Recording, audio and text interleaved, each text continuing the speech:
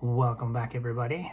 My name is Jeff, and today we are going to take a look at a bunch of things. We're going to look at some things that have sold, not a lot. We're going to look at some things that I bought over the last couple of days. We're going to take a look at the eBay stock price. In particular, we're going to take a look at the stock price since Jamie has become president of eBay and see where it's at, what has happened, and how much more of subpar management do we have to tolerate? Because, and I'm basing it, a CEO's performance is directly tied to the stock price. Like it or hate it. That's what it is. That's all investors care about. It's all shareholders care about. And when you see it, you'll be surprised. Maybe you won't be surprised. And there's something else we're gonna take a trip down memory lane right now. And I like to think things out, and of course all we can do is kind of take our own little spin on our own take on what's happened. Unless we're a fly on the wall of the eBay inside meetings, we don't know, and they don't really tell us anything. And if you think about it, the more and more I think about 2023, and the more that I think about all the stuff that we had to go through, starting in April 1st, all the, the frustrating days of slow sales and weird sales and inconsistencies, and the fact that eBay said nothing during all of this, nothing. Really, they really said nothing. It's extremely frustrating and disappointing, in my opinion, if you think about it. So let's just go back and kind of recap a few things. April 1st, something changed. The algorithm changed. The vector similarity search BS happened. I don't think it really is. I don't think it's giving the buyers a good experience, if that's what they hope for. In fact, if anything, search is more messed up now than it was back then. And if I was a fly on the wall, I'm trying to figure out how the idea was pitched to be okay, we're gonna stop. This is me being a fly in the wall, and I'm reporting back what the big wigs at eBay were trying to pitch. I don't know if they've got to pitch these concepts to shareholders, if they just pitch them to, the other management people, and then they got to be okay, let's do this. But somebody came up with the idea that we're going to stop promoting our website. We're going to stop promoting on Google. We're either not going to allow the items to be seen, so the items can't be sold. So we're going to save that money. Now, and other things could have happened. Maybe Google came to them and they're maybe they shook down eBay and they were look, we want you to pay this much more to Google. And eBay was no, we're not going to do that. So, again, we don't know, because we don't know anything. But this is just speculation. So eBay was just okay, we're going to stop promoting on Google. So they're going to save that money. And then maybe they pitched the idea of throttling back our sales 50%, give or take 10%. Okay, guys, we're going to throttle back sellers' sales. And our data suggests that if we do that, sellers will up their promoted listings. So we will make some of that money that we would have made off of sales. Because you got to keep in mind, when you're not promoting on Google, your sales, your gross total merchandise sales is going to drop dramatically. So essentially eBay, whether or not they did it on purpose or whether it was a result of Google coming to them and saying, look, we're going to throttle, we want more money because Google got it in their head that eBay had more money to give. So regardless of what eBay did or didn't do, they're essentially biting the hand that feeds them, us sellers, by throttling our sales back a significant amount. So eBay is kind of, they're like, okay, well, we're going to make up a little bit of that money by not promoting, by not advertising our store, by not advertising our website. It's not because eBay thinks they have an inferior product. If that would be the case, if eBay stopped promoting and advertising their platform because they thought they had an inferior product, that would be the dumbest, the absolute worst business strategy in the world. Like, if you think your product is so bad, fix it and advertise it. Because without advertising, we go back to that Quiznos versus Subway. Quiznos shot themselves in the foot. They stopped advertising. Quiznos is a superior product over Subway. They taste better, but Subway promotes more. Subway advertises more. So anyhow, so eBay is going to save money by not promoting, and they're going to try to make up a little bit of that through promoted listings. Now maybe eBay, they didn't mean to throttle us back as much as they did. This is just all speculation. This is just all me thinking things out, me saying things. Hopefully it'll spur more conversation from you guys. It'll cause you to think of something, and we can just kind of like commiserate in this crappy environment that we're in of reselling. So they clock us again. We don't know if it was a little or a lot that they meant to do us. Maybe it went more than they thought. Maybe something went wrong and they didn't mean to clock us down 40 or 50%, but they did. And then they did the international shipping program, which again, my thoughts on that is it's for everything sellers. It's not good because you could possibly sell something to a country that you're not supposed to, and we get dinged. And it's like eBay just washes their hands of it. Like, eBay should not be selling the things to countries that things aren't supposed to be sold in. But because everything is on us, that's why I don't participate in it. And if you think about it, maybe back in April, when eBay knew that they were going to be rolling out the international shipping program, maybe they thought that would also help boost their sales and help offset the losses that they knew were going to be coming by stopping the advertising on the website.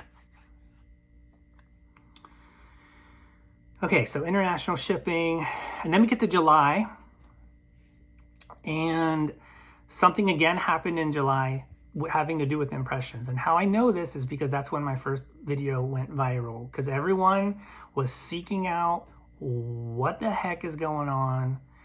Everyone is freaking out.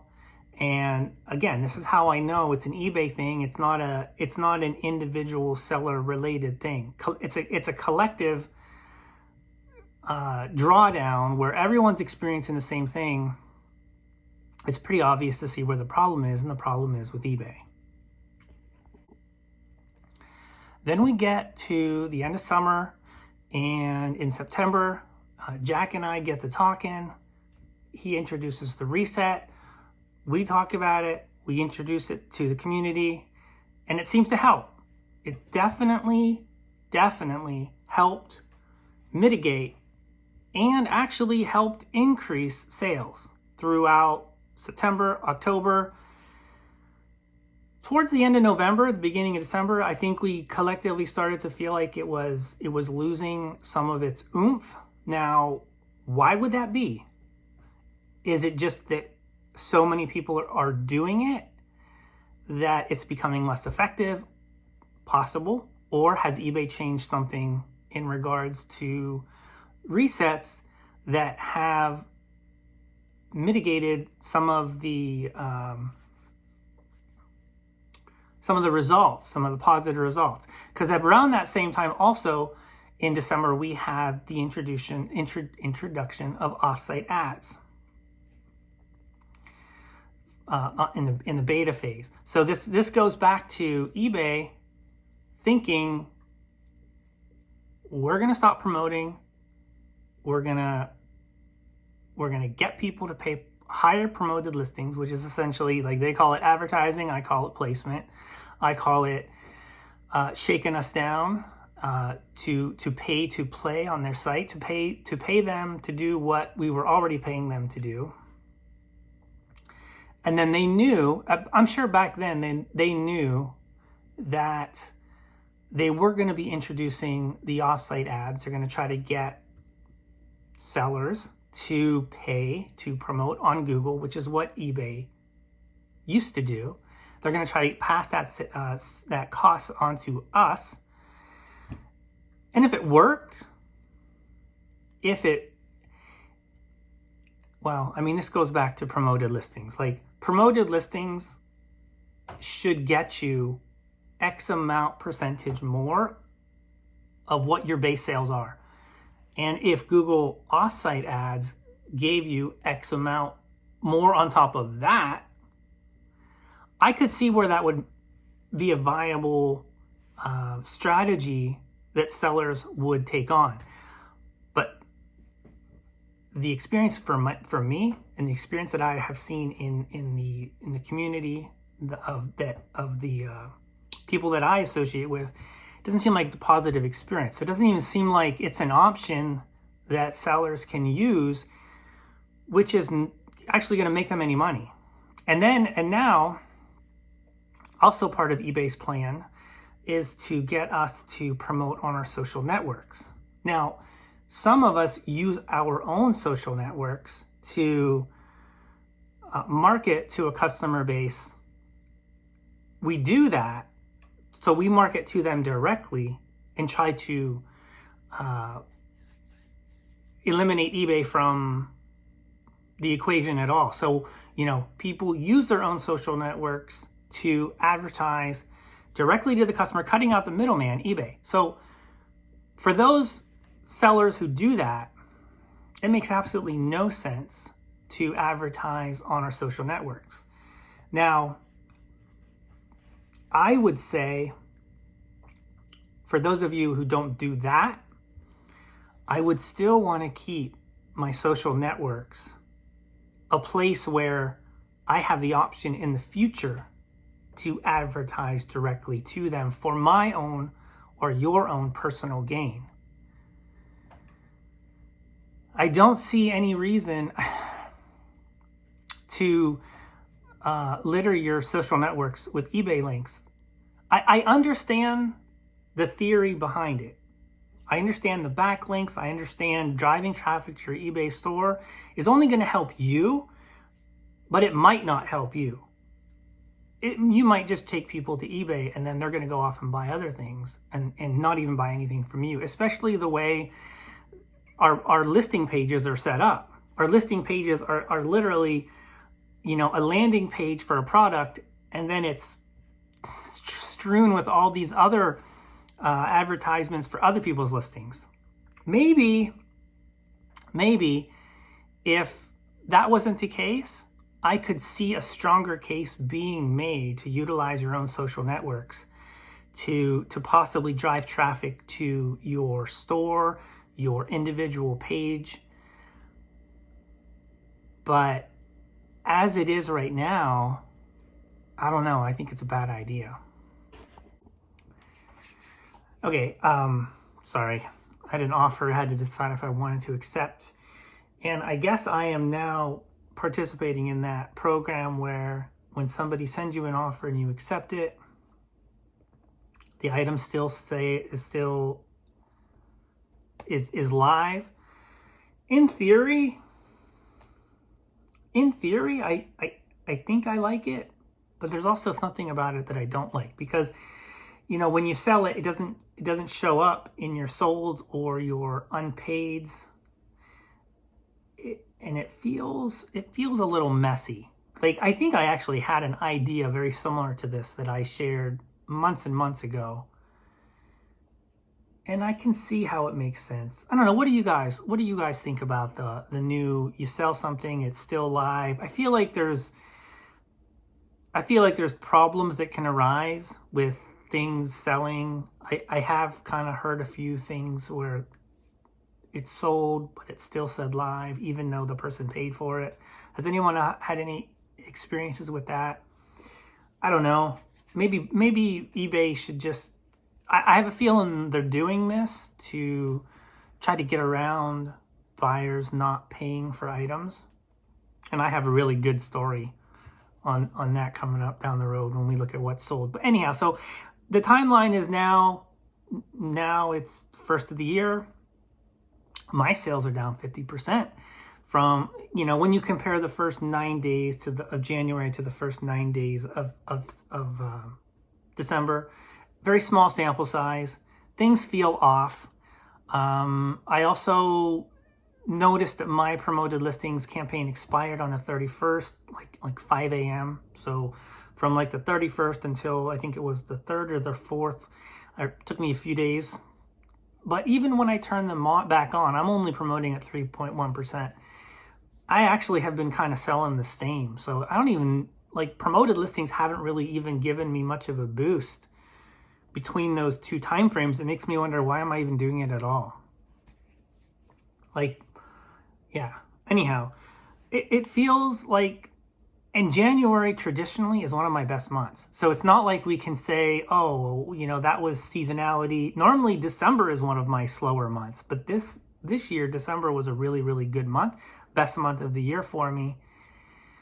And there was a period inside of December that was just like humming for about 10 days. December started out a little bit slow. And then I think from like the 7th to the 17th, things were really, really good. And then things slowed down a little bit. So I was surprised when December ended up being the best month for my store. I don't even think I checked Maria's store, because I was just so shocked that my store had such a good December. So now Maria called. She's in Portland right now. She's close to you, Kevin. So now we're in very familiar territory again. Things feel really off. I was talking to Jack today, and I'm like, it feels like the only thing that is consistent about eBay, and the only thing consistent about eBay since April 1st is inconsistencies. It's the only thing, in my opinion, because how many times do you go to watch your favorite YouTuber, whoever that is, in a live, or you see their videos and they're talking about sales and whether they're having great sales, and then there'll be a batch of people that are saying, oh, I'm having really great sales, and then there'll be a batch of people saying I'm having the worst sales I've ever had. And it just seems like there's never any consistency. Like one day I'm having a great day, Jack's having a horrible day, or and I see this across the board with so many YouTubers, and it's like in my own numbers, nothing is consistent. Whereas pre-April 1st, I was building up 2 stores. I was getting close to my target of 10 sales every day. That's, we as resellers, we all have different goals. We all have different needs. We all do different things in our stores. You might need to get 20 sales and an X amount a day, an X amount of sales a day. I want to get 10 sales a day or $275 each and every day. That's my goal. I was damn near getting there. And I could see the slow increase in my graph, in my numbers, and then it's like I was knocked down to a new base. If before I was getting consistent eight sales a day, now I'm dropped down to 4 or 5. Like that's what it seemed like in April. And then it's like you build it up and you build it up. And now it feels like we've been knocked down again. Now, why? Like, I said that to Jack today. I'm like, it seems like the only thing consistent about eBay is the inconsistencies. Now, he took a different approach. He goes, well, he's like, I kind of disagree. And he was saying about how, he said the same thing. He was on a consistent track pre-April 1st. And then now it's like he has a new baseline. And so we kind of agree with that. And then he went on to elaborate how it seems like, you get the same amount of impressions. If you don't do resets, you just let your store go, you get the same amount of impressions, you get the same amount of page views. Like, how is everything so consistent if there's not manipulation that goes on behind these numbers? Now, again, why? Why are these things happening? I don't know. I have no idea. I am going to share a one theory that Benny Stratton posed, and I appreciate all his comments. That he's very active in the community. He's a longtime viewer of this channel, and people take the approach of, why would eBay throttle people's sales? Here is one valid reason. He left this comment, and I want to know what your guys' thoughts on it. He says, Jeff, I called this a month ago that they were throttling everyone for months because of taxes. Remember, in 2023, eBay went into a higher tax bracket, which can mean billions in more taxes that they have to pay to the IRS. So they throttled everyone. So that he's saying back in December, this is why they were throttling people, or even prior to December. They throttled everyone to try to get into a lower tax bracket that they were originally in 2022. No matter if they hurt the sellers financially they flipped the switch up in December for everyone so they could pad their numbers for Q4 earnings call there, going to make it seem like December is how it has been all year for 2023. This is to disguise how bad they're doing getting people on board for promoted listings and off-site ads. They really thought we were all brainless fools and would do whatever they said and promote it at whatever percentage they suggested. Little did they know that the majority of resellers can't be led to the slaughter. Maybe the minority, but not the majority. So the only way to make the numbers look good is to turn the switch on for sellers and let them make sales. But they are going to claim that revenue came from PL and off-site ads, not the surge in sales for December for sellers. This is the game eBay plays for 25 years doing eBay full-time. I'm used to it now. Individual people do things like this in their own taxes. Like, I know part-time sellers who once they sell a certain amount, they either shut their store down or they just put it on vacation mode and maybe will take their sales off, knowing that they're not going to get sales because they don't want to get into that next tax bracket. I mean, why is this so far-fetched? It's I don't know. It makes a lot of sense. I'm definitely interested to know what your guys' thoughts are. I don't know if, I mean, this would be a massive scale that they would have to do it on a large scale like this. That's because there's so many moving parts. There's so many individuals. It's so hard to predict, how far you would have to throttle people down to ensure that you don't get sales so that you don't go into the next tax bracket. I just thought it was an interesting theory I wanted to share with you guys. The last thing that I want to talk about before we get to some stock charts is it seems like the majority of the people, of the sellers, the seller community, at least the seller community on YouTube, and I have to believe that the seller community on YouTube is probably, I don't know, more in tune with what's going on, more able to adapt to what's going on because of the crowdsourcing and the sharing in the community that goes on than the people who aren't on YouTube, which makes up the majority. The reason I say this is if the majority of people on YouTube are struggling to get to their pre-April sales, then I have to believe that the people who are not on YouTube are struggling just as, probably way more. Now, if you factor in the losses that we are experiencing due to slow sales or due to due to sales compared to what we were used to. eBay has to be, like, their numbers here. Jack asked a really good question today. If our numbers are down so significantly, who is making up those losses in the gross of the value merchandise, whatever that term is, of eBay's total merchandise sales? Because that number was pretty flat. So if we're all down, or if a large percentage base of the reseller community is down,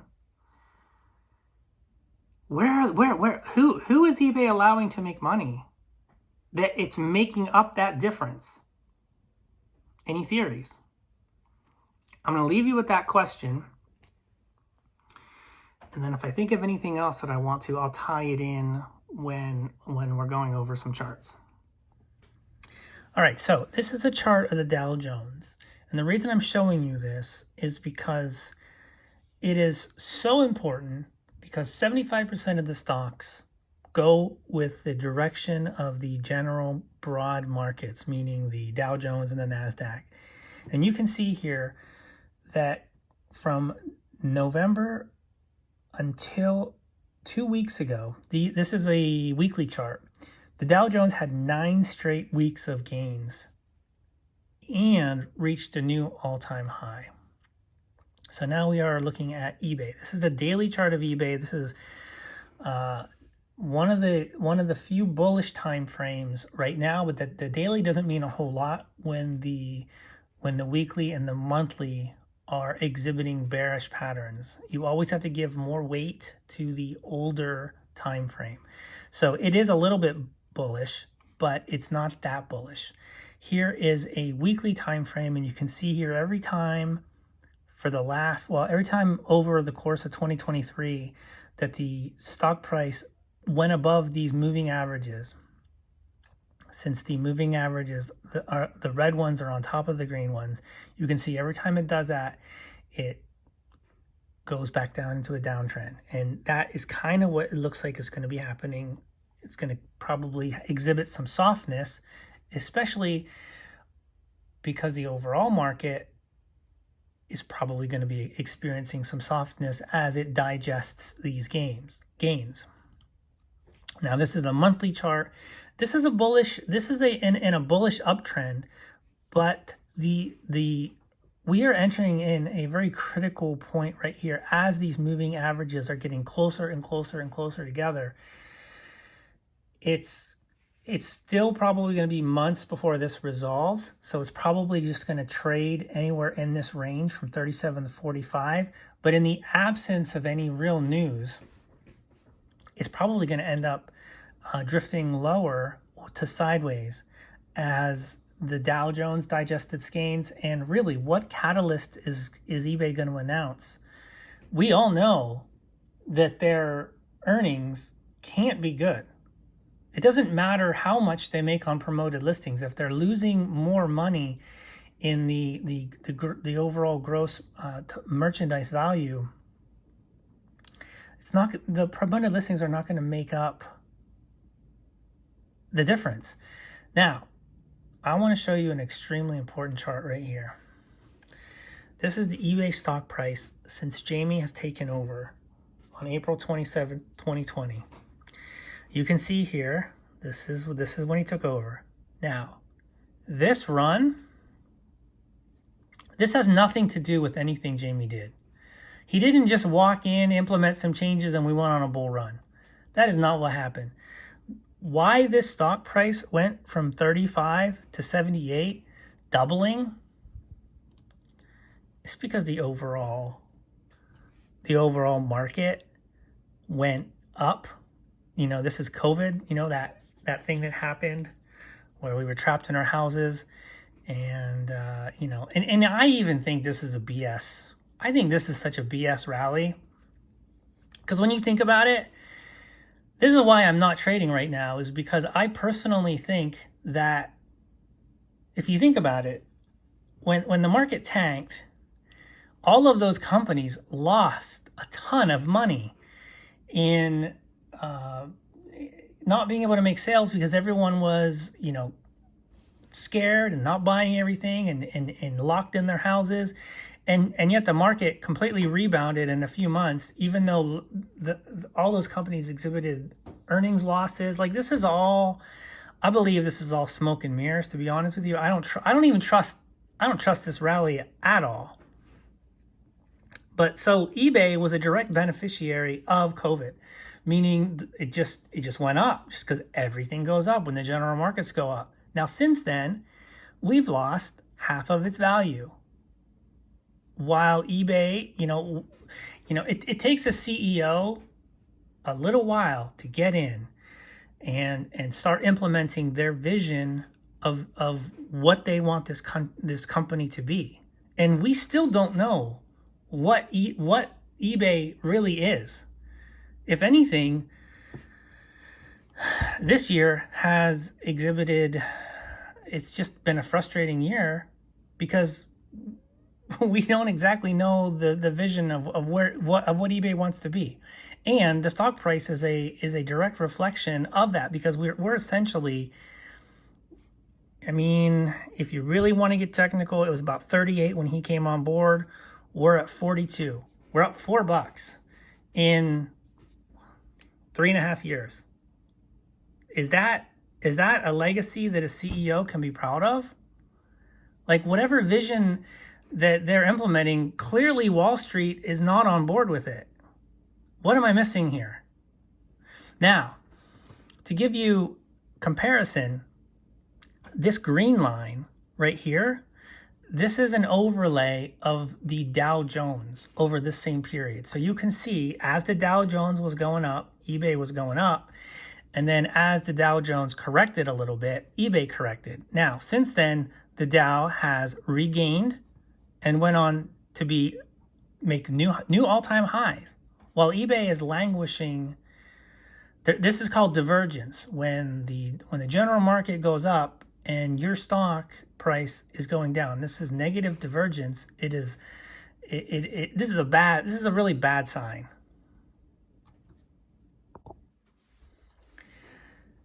So what we know is, since April of here, we're essentially flat.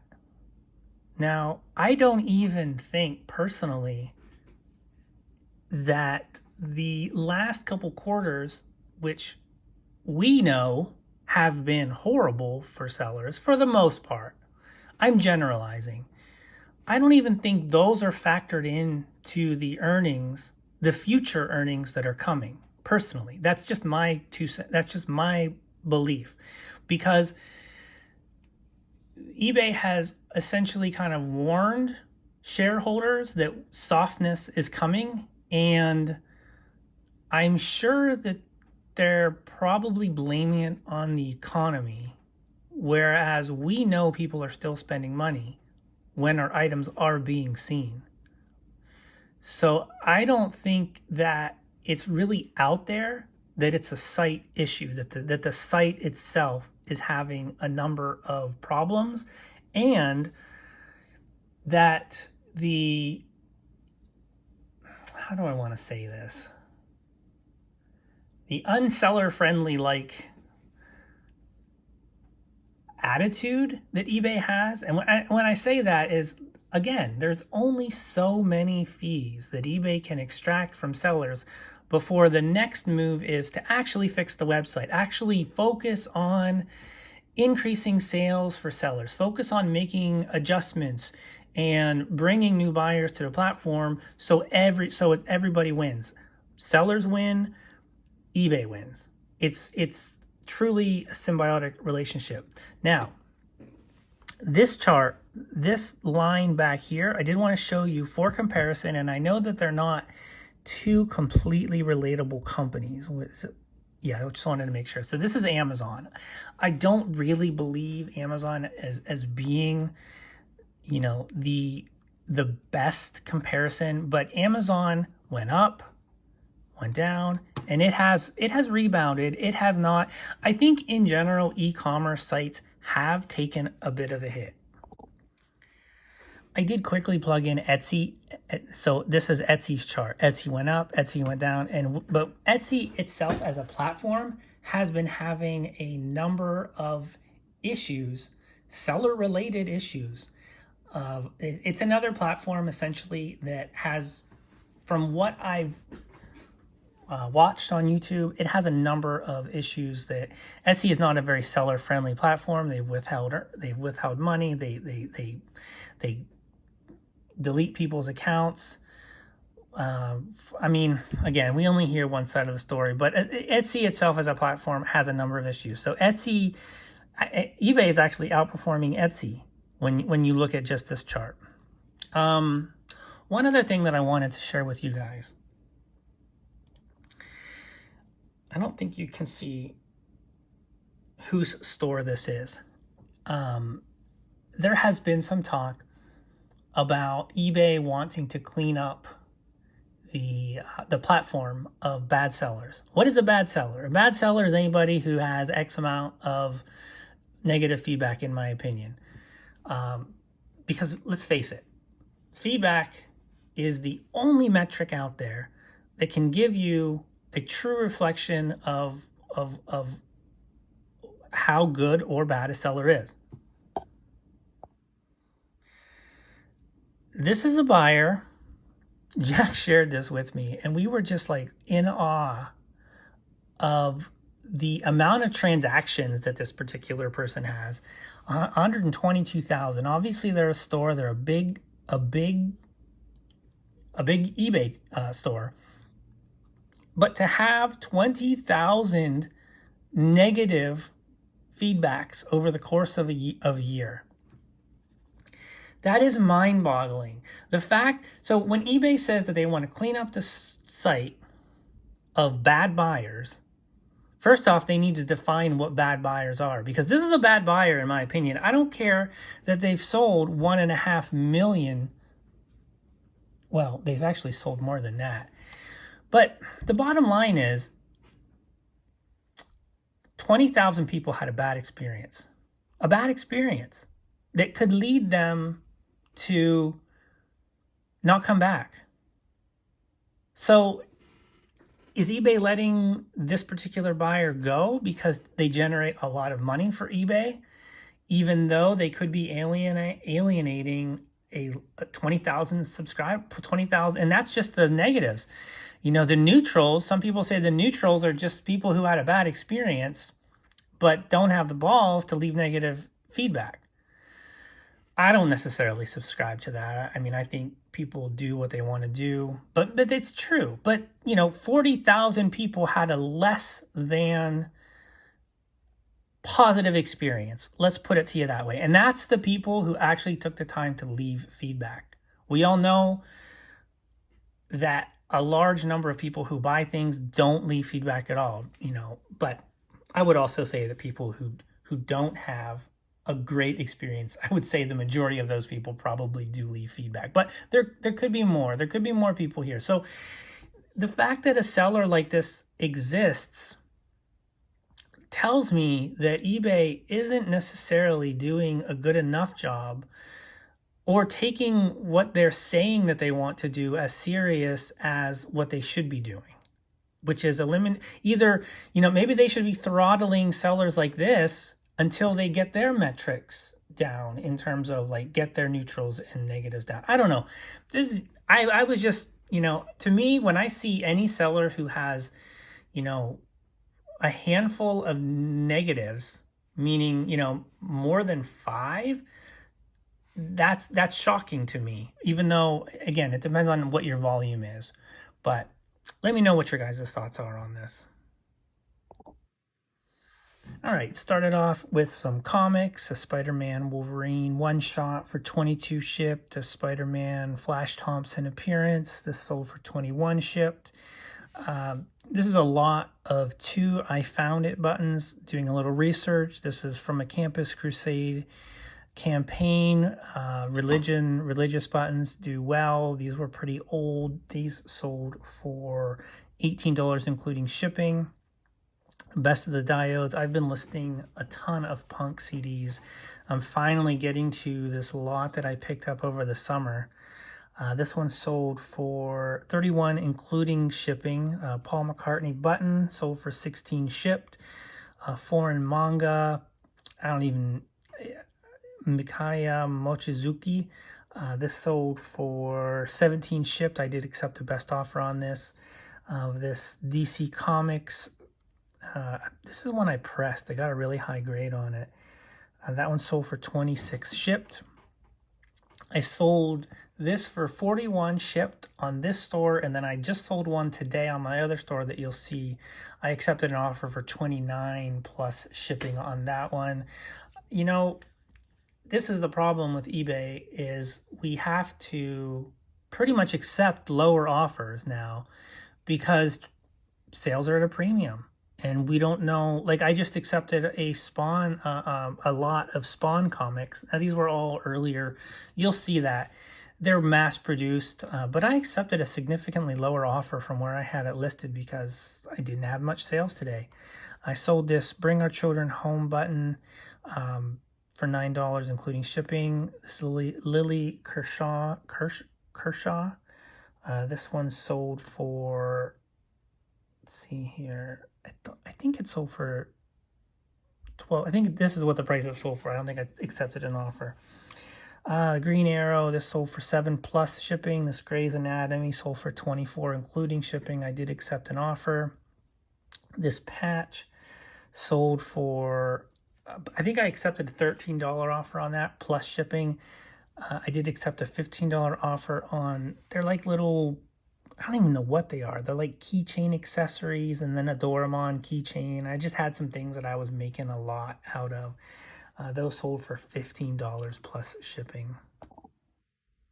All right, this is my store. Let's zip down through these. I accepted an offer for $50 on these, mainly because they are like a fine grade, the average set, and you know, again, slow sales day, so I gotta make some money.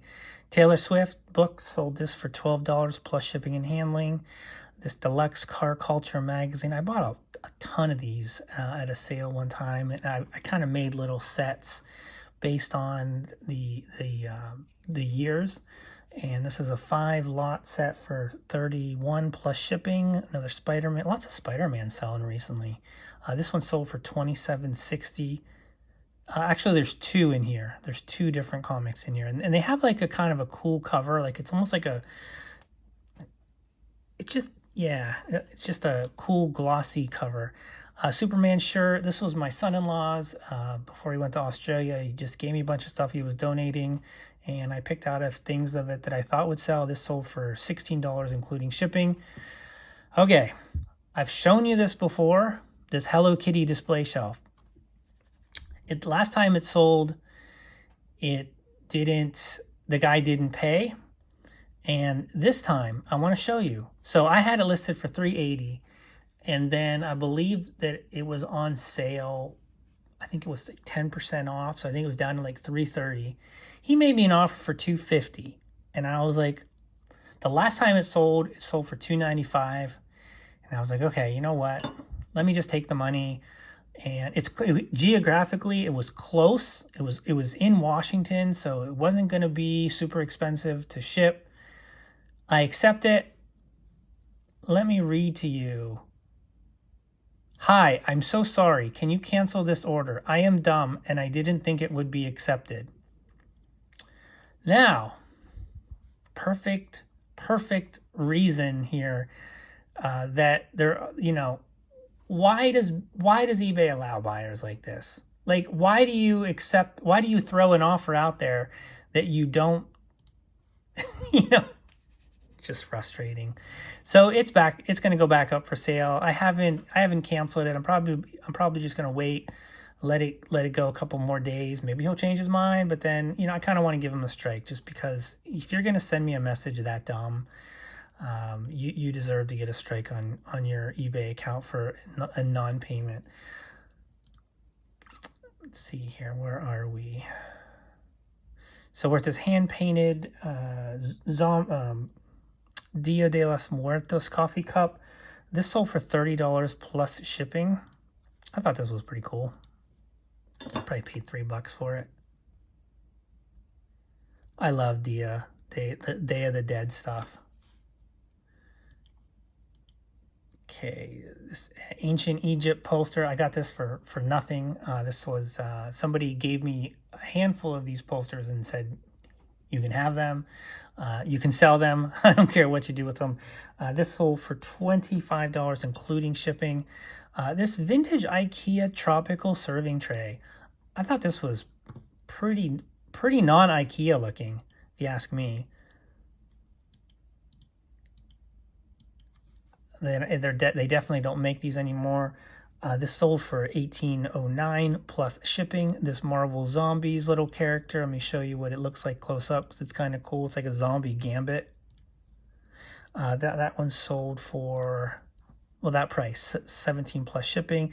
I accepted an offer of 15 plus shipping for this snowflake running toque. I actually bought 2 of these at a Savers. I think I paid $3 for 2 of them, and they both sold for right around $15 to $17 each. This Porky's poster, I paid $7 for it. I accepted an offer for $65. I just thought it was pretty cool, and I think it's signed. It looks like it's signed, but yeah. These Starbucks, this was a lot of 4. I picked these up at a garage sale over the summer. I literally just got them listed last week. They sold within 4 or 5 days. The person is so excited to get these. They sold for, what did they sell for? Accepted an offer. It was 40 or 45. I can't remember. I don't want to look at it because I don't want to show the seller's name. It's either 40 or 45 plus shipping. This Esprit purse, I believe Maria gave this to me. She's like, just sell this. She's like, I don't want it. That sold for 19 plus shipping. This book, Elegantissimo. It's a typography. I don't even know where I got that. That sold for 17 plus shipping. And then I had sold another one of these on top of the one that sold up above. This one sold for 30.5 plus shipping. And then I think there's just 2 more. There's this sale. This plush sold for $44 plus shipping. I mean, it's kind of cute, kind of adorable, new with tags. And then I had also sold, I picked up these camera parts. They were all in the original box, but it was missing a lot, including the camera. It just had, so I just kind of, as is camera parts, I don't know if any of them work. I paid, I think I said like $5 for them, sold them for 35 plus shipping. And yeah, 5 into 35. I'm happy with that.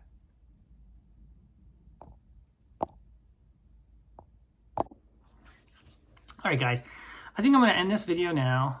The next video that I do, that I was going to try to squeeze in here, but you know, we're already at 40 some minutes and I don't want to feel rushed. And, you know, I don't want to keep it, I don't want to do another video close to an hour.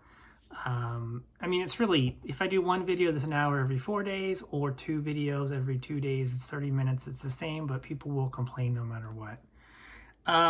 So the next video I'm going to do is I'm going to kind of talk about my strategy heading into, well, now that we're in 2024, kind of like how I am going to build and how I'm going to approach it. I'm excited for this year. I'm tired of the games with eBay, to be honest with you. I really am. I think a lot of us are. You know, I just want to get into a routine. I just want to work. I just want to list.